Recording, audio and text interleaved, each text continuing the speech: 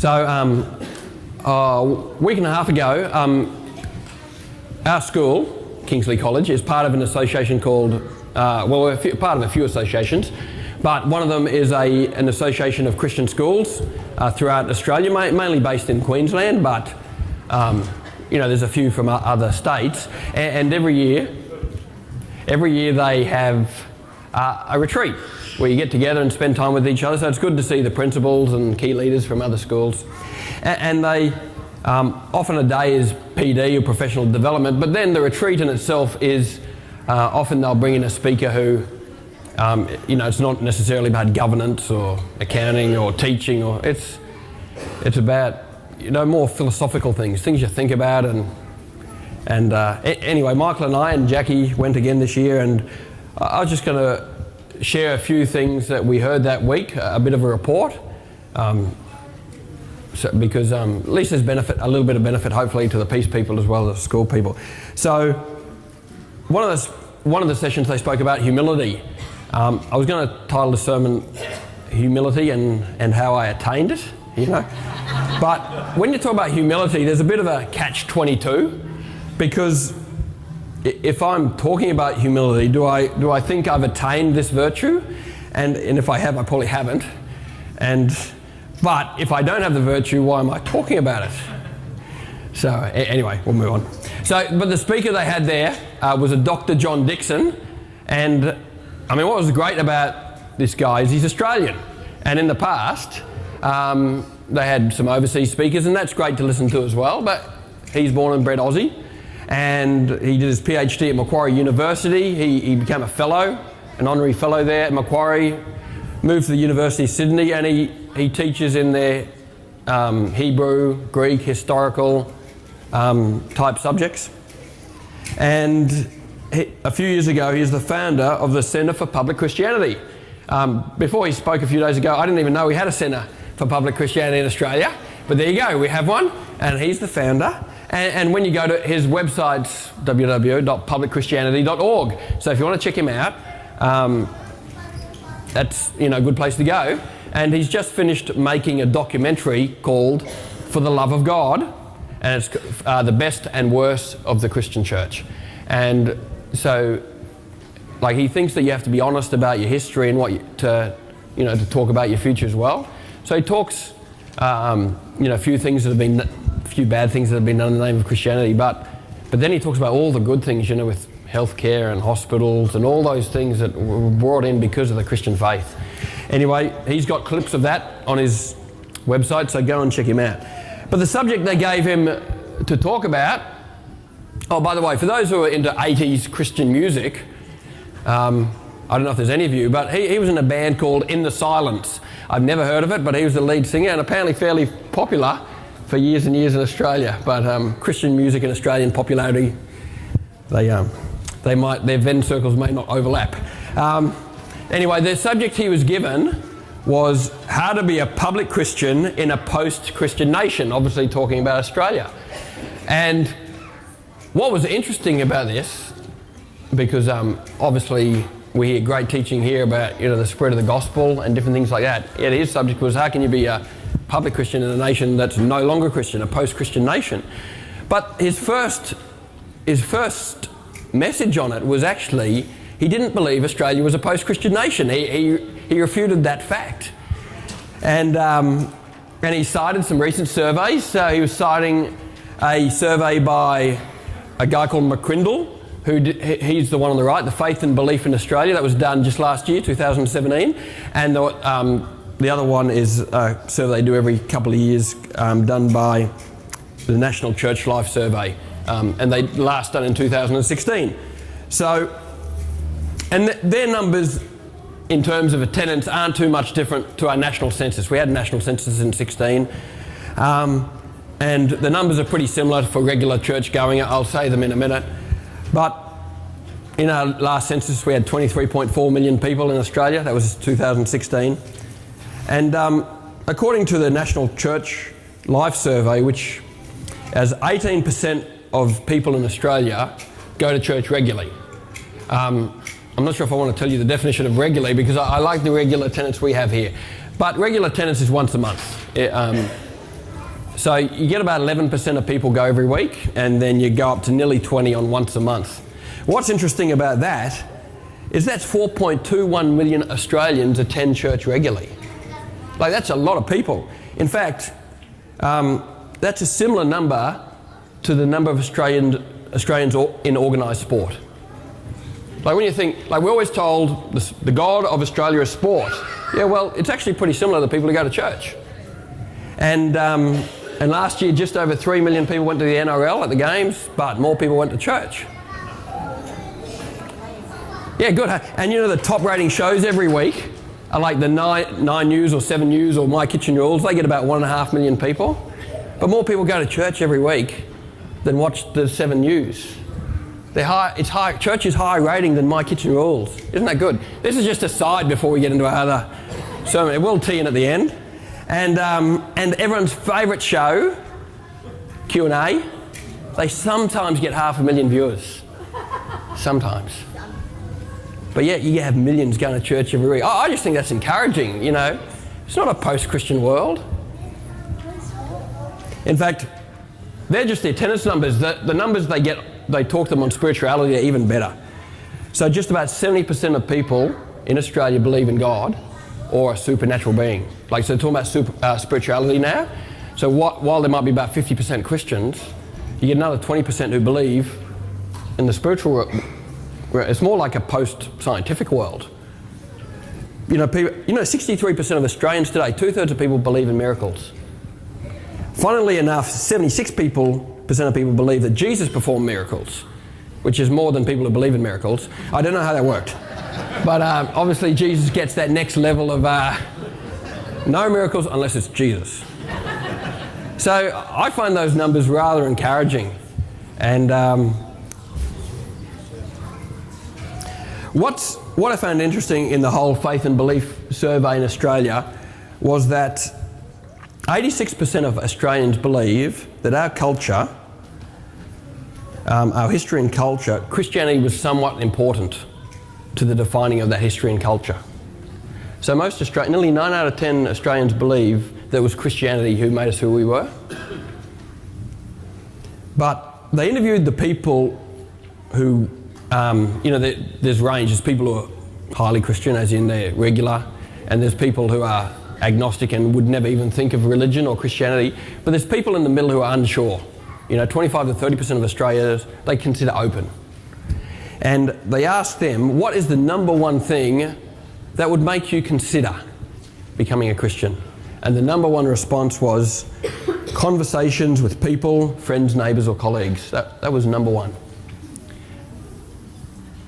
I find that very interesting when, we'll talk about humility in a minute, but I think it's a great insight that there are people out there who are open, possibly 25 to 30% of Australians open to spirituality, and obviously an option for Christianity, but the way you act is the thing that'll make the biggest difference right there. Anyway, we'll move on. Anyway, we aren't in a post-Christian Australia. And, this is also from the Crindle survey. These, starting down the left and then going to number 10, hypocritical, all the survey respondents were given a list of words how they thought about Christians. So a lot of these people are non-Christian people, and they have to just tick, or number 1 to 10, what they think Christians were like. So the top 5, these are in order off the survey. Top 5, caring, loving, kind, honest and faithful. The bottom 5, and these actually go down to 20, but in the top 10, the bottom 5 are traditional, judgmental, old-fashioned, opinionated and hypocritical. And what John Dickson was saying to us is, even though media might say we live in a post-Christian world, he believes if you interview the average Australian, they give you that. They give you that Christians are caring, loving, kind, honest and faithful, but they also give you that Christians are opinionated and hypocritical. And he's found in his research and his dealings that Australians will respond to Christians how they feel like they're being treated. So in a highly charged debate, such as a marriage debate, where Christians put out their opinions, sometimes maybe harshly, they're treated as hypocritical, and Australians want nothing to do with them. But then they also remember their friend who's a Christian and says they're honest and faithful. And anyway, it's interesting what kind of society we live in. It's like two views of Christianity in our one nation.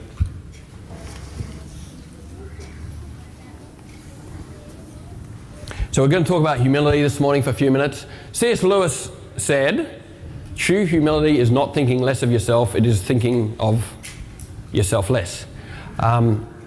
We all have, like when we say humility, we all have an image that comes to mind, right? It's like the word humility. Oh, before I go on, like I said, listen to John Dickson speak.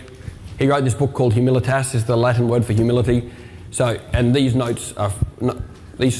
thoughts and notes I took from his talk, just saying that once again for academic integrity.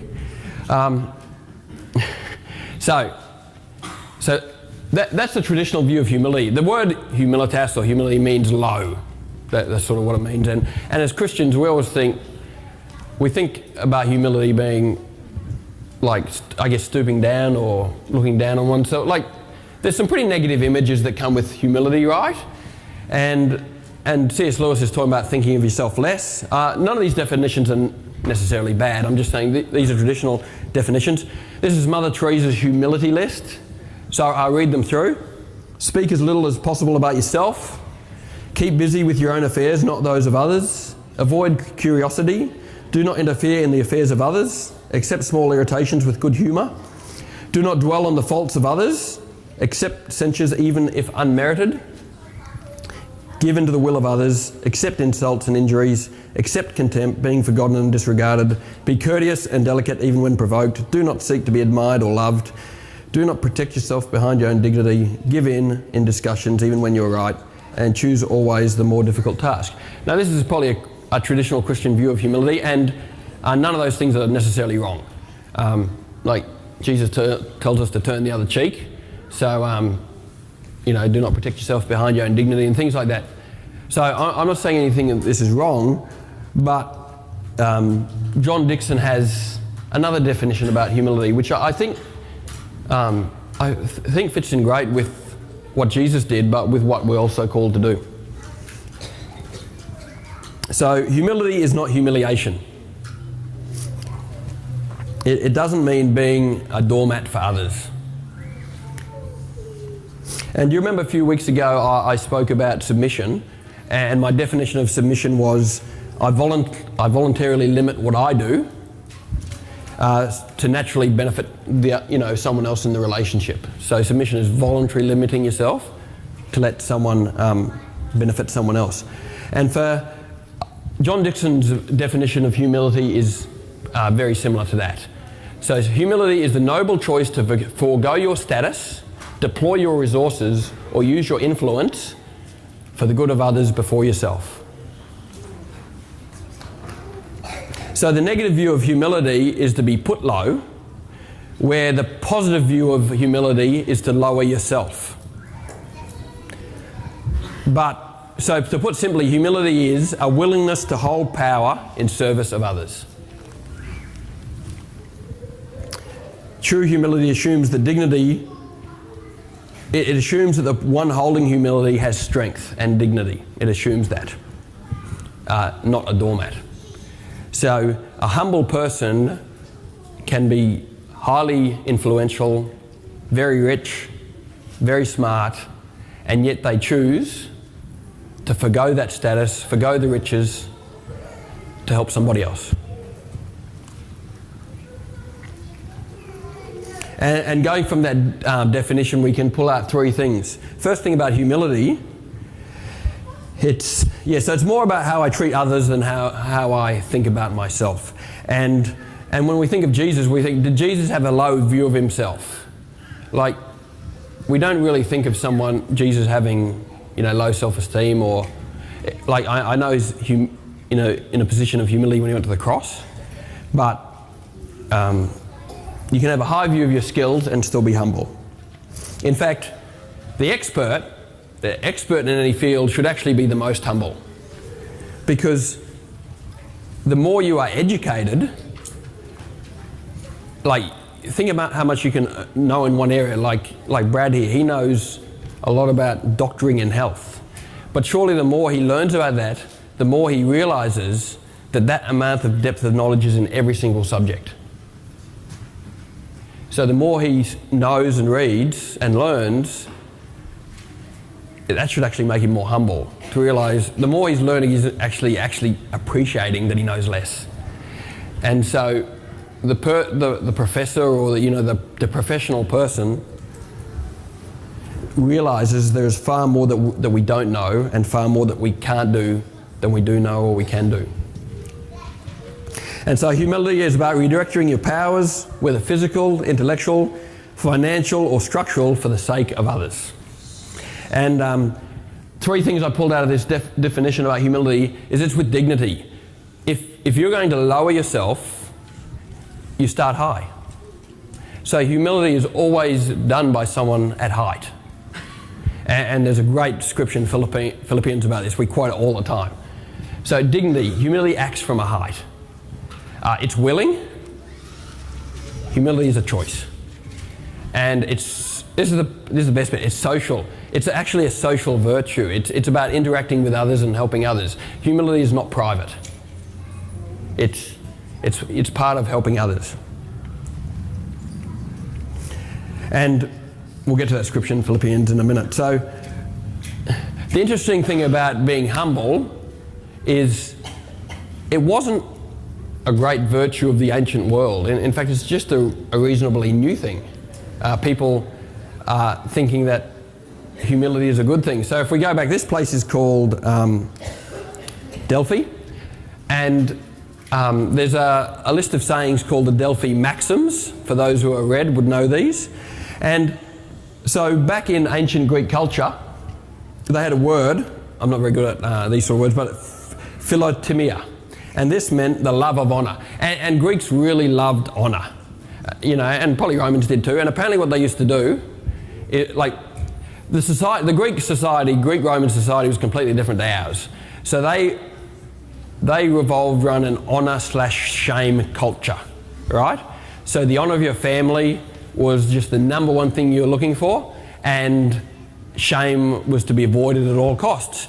We don't live, that's not saying the other virtues weren't important to them, but we don't live in a society, we don't live in an honour-shame society now. Not that that's not important to us, but as you know, we live in a society more around prosperity, poverty, or pleasure or suffering. I mean, we just look at our own lives and we do the most that we can to just get pleasure or ease of life and to avoid suffering.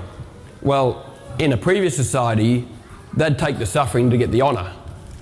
So that they're an honour-shame society. Now we're in a pleasure-suffering society, not as worried about honour and shame. But back in ancient civilization, they liked honour, and they could think of nothing better than have someone praising them. That was sort of, and apparently the richer people could pay people to praise them, like at parties. If you had your dinner party, you could hire a crowd, you could hire a praiser, and they could extol your great deeds. And you have to, we're not supposed to laugh at other cultures because it was normal for them, and what we see is normal now. Someone will laugh at us in a few hundred years, so we'll be in the same boat. But that was the culture they were in. So your life revolved around ensuring your family received public honour and avoiding shame. So these Delphi Maxims, I don't think they were written there, that's just a nice picture of Delphi. There's 147 of them written in ancient Greek, and they are the virtues of those people. Things like control yourself, this is a good one, rule your wife. I didn't write it, I'm just reading them. Despise no one, die for your country. That's a real honour-shame one, right? Die for your country, bring honour for your family. We're more likely, we'd rather be the dead, you'd rather be live coward than the dead hero. Yeah, that's, That's our sort of, but they respect the elder, things like that. But in the 147 Delphi maxims, there's not one about being humble. Like, there's ones that sort of allude, like help your friends, that's a nice thing to do. But there's nothing about being humble. Just wasn't on their radar. They're in an honour, shame society, and it was all about people talking about you rather than humbling yourself. And yet, we move to a culture like today, and we actually have quite the opposite now. Like, Australians love heroes, but they don't like heroes who talk about themselves, right? These days, if you big note yourself, that's a no-no. And so that's why we like people like Roger Federer, right? Who, whenever he wins a trophy, he can't stop but talking about how good the other person is. Like, they're the kind of heroes we like. And if you get a person getting up and saying, yeah, I deserve this, and, I'm going to win it again next year, and like, Aussies don't like that, right? And most of Western society don't like that. We like people like, people like Cameron Smith. They get up and they win and they start acknowledging others. Where did that come from? Where did that humility come from? Because it's not a natural human virtue. And this diagram is out of a book called Good to Great. John showed this down south and I found it. And this is 5 levels of effective leadership. Good to Great is a book, which I'm going to read, about 15 companies who went from good to great. And good was good. Good was like Coca-Cola, good. He defined greatness as financial, like the financial winning being multiple times, like I think it was up to 7 times better than a good company. So you get a good company that's doing great, doing good, and then any company who did great, like multiple over that for 15 years running. He called that a great company. He found 15 of them in his research. One of them was Gillette, but things like Coca-Cola didn't make it. And then once he got those companies, he studied their leadership because he wanted to work out what made a company great. What was it? And he come with those 5 levels of leadership. Now, I'd like to get to level number 1. Level 1's good. A highly capable individual. We'd all like to get there. So this is someone who makes productive contributions through talent, knowledge, skills, and good work habits. And he's got that at the lowest level. That if you want to get great, you don't start there. But as you can read them through, but as you get to number 1, what has he got? He's got a level 5 executive builds enduring greatness through a paradoxical, he says it doesn't make sense, blend of personal humility and professional will. He identified as the number 1 thing that made the difference in a great company was the humility of the leader. And if we remember the definition of humility, it's foregoing your finances, status, for the good of others. It's not, sitting down and taking a beating. Because if you've ever met a leader of a fairly big company, like I've never met a leader of a great company at 15, but I've met people like Andrew Stevens, who's just the leader of a little company in Melbourne. They don't muck around. They don't look humble in any way. They're very direct. They know what they're doing, very confident who they are, but they're obviously also very aware of who's around them and using their talent, skills, resources for the good of them. Anyway, I found that was very interesting.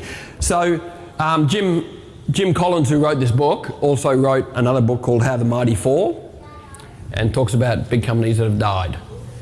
And mostly it's around the pride of the leader, getting too set in their way is best.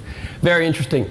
So how did we get from a society a few thousand years ago that was all about puffing yourself up, all about honour, to a society today where if a sportsman wins a trophy and says how good he is, we want them to fail next time. Right? That's how it is, right? You agree? How it is. In fact, and you can tell, I got his book, he's got a bit of an excerpt from Josephus's autobiography actually. And Josephus was a guy who lived just after the time of Christ. And in fact, a lot of things we know about the culture that day were from Josephus. But his biography starts like this: my family is not an ignoble one. So my family is noble, tracing its descent far back to priestly ancestors. And he goes on and on and on, talks about his pedigree. And then right at the end he goes, while still a mere boy, about 14 years old, I won universal applause for my love of literature, insomuch that the chief priests and the leading men of the city used constantly to come to me for precise information on some particular in our ordinances. This is a 14-year-old. And he's writing this. Can you imagine if some guy these days started his autobiography that way, talking about how good he was, and like it's just sort of countercultural to what we expect of our leaders and our heroes, but that was the culture back then. That's from their writing, they thought it was normal. And yet, so we come to this, what made the difference between several thousand years ago and today? And we come to this great scripture in Philippians. Your attitude should be the same as that of Christ Jesus, who being in very nature God, did not consider equality with God something to be grasped. And the rest of the scripture as it goes on. That scripture talks about God. He had status and identity and all the resources, and yet he chose to forego them for the benefit of others. Like, that definition of humility is exactly what Jesus did for us. In the Message it says it this way: think of yourselves the way Christ Jesus thought of himself. He had equal status with God, but didn't think so much of himself that he had to cling to the advantages of that status no matter what. Not at all. When the time came, he set aside the privileges of deity and took on the status of a slave. He became human. Having become human, he stayed human. It was an incredibly humbling process. He didn't claim special privileges. Instead, he lived a selfless, obedient life and then died a selfless, obedient death. And the worst kind of death at that, a crucifixion. And the crucifixion, I don't think we realise the gravity of what a crucifixion is, because once again, we live in a completely different culture. But in an honour-shame culture, you couldn't go much lower than that. Some of the writings say people would choose to die any other way than to be hung up in public. And yet, Jesus, for the sake of us, chose to forego his deity, his riches, his identity, for our benefit. And that's humility. And the good thing that Paul says is, think ourselves the way Christ Jesus did. When you think about humility, think about that. And so when Jesus came to earth, he said things like, if you want to be the greatest, you have to become the least, you have to serve. And he said, take my yoke. I'm gentle and I'm humble.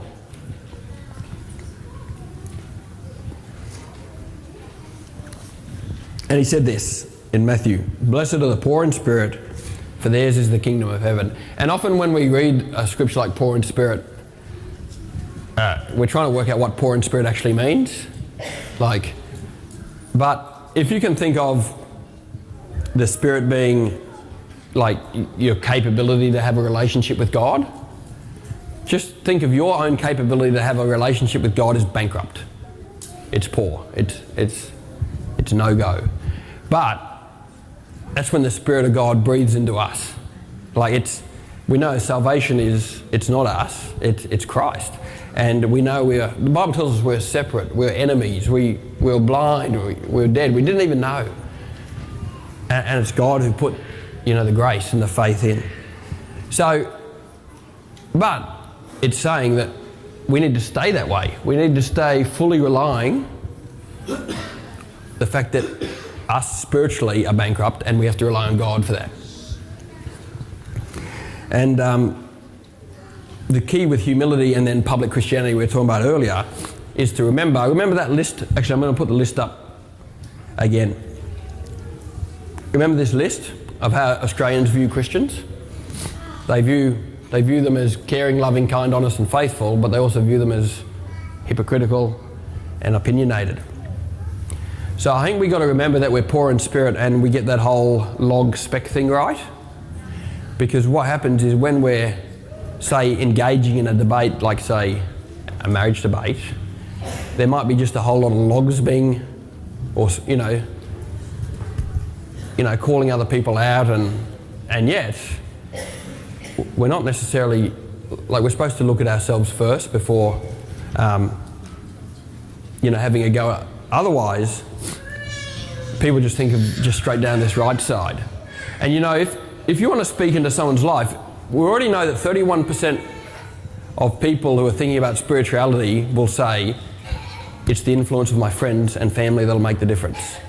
So if you have a person at work or in your family who you know that they're looking for spirituality, and the best way to do that is through your friendship, but yet you give them this, hypocritical, opinionated and old-fashioned, good luck having influence over them. Influence is through relationship.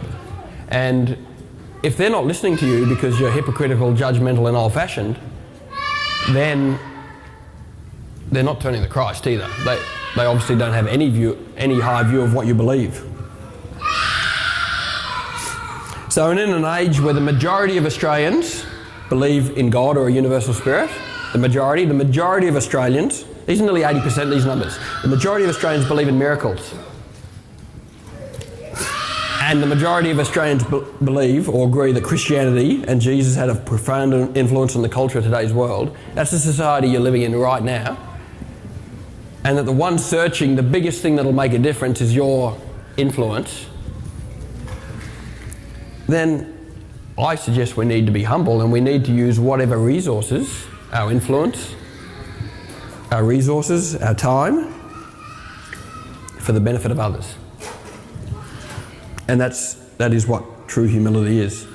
And so, but you got to remember that log speck thing, because Christians are great at finding specks in other people's eyes while walking out with logs, right? And that's why Jesus warned about us. But I'm not saying that you can't have the truth in you. Like if someone asks you what your opinion is on a certain matter, there should be no trouble at all telling them what you believe. But it needs to be done in a way where they don't feel like it's an attack on them, or there's a new version of debating. And I haven't seen one, I should YouTube one. So when the two people debate, if they put their points forward first, you can only put your points forward once you have summarised their points and their argument to their satisfaction. So once they believe you understand exactly why you're saying it, what they're saying and why they're saying, once you understand their beliefs, then you're allowed to say why you believe what you believe.